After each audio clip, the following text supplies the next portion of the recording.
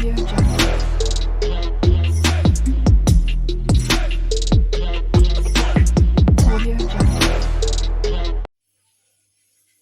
பார்த்தீங்கன்னா தீபாவளி டைம்னால ஆல்ரெடி சேமியா கேசரி நான் பண்ணிட்டேன். அப்போ என்னால் முடியாமல் தான் பண்ணிகிட்டு இருந்தேன். இப்போ இட்லி சாம்பாருக்கு நான் பண்ணிகிட்ருக்கிறேன். கொஞ்சமாக வெந்தயம் சேர்த்திக்கலாம்.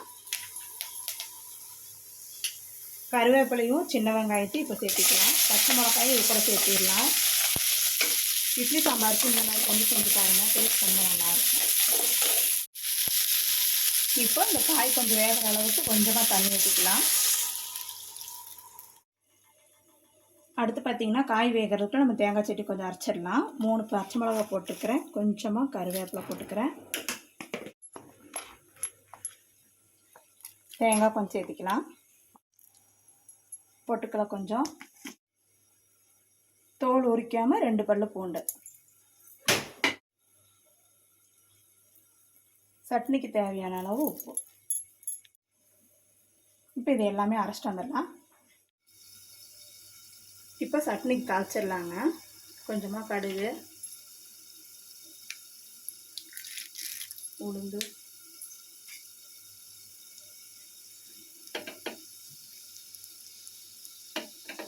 இதெல்லாம் தாளிச்சா நோம்பி நாள் வந்தாவே நம்ம வீட்டில் படுத்திருந்தா கூட நம்ம எந்திரிச்சு வேலை செஞ்சு தான் ஆகணும். இந்த நோம்பி நாள் வரலைனாலும் நம்ம சோம்பேறியாக தான் இருப்போம் இல்லைங்களா?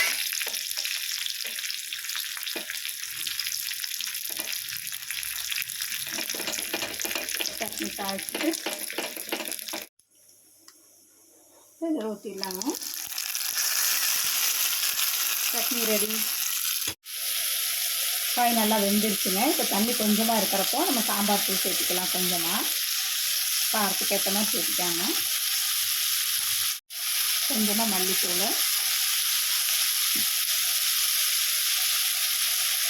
கொஞ்சமாக மஞ்சத்தூள்,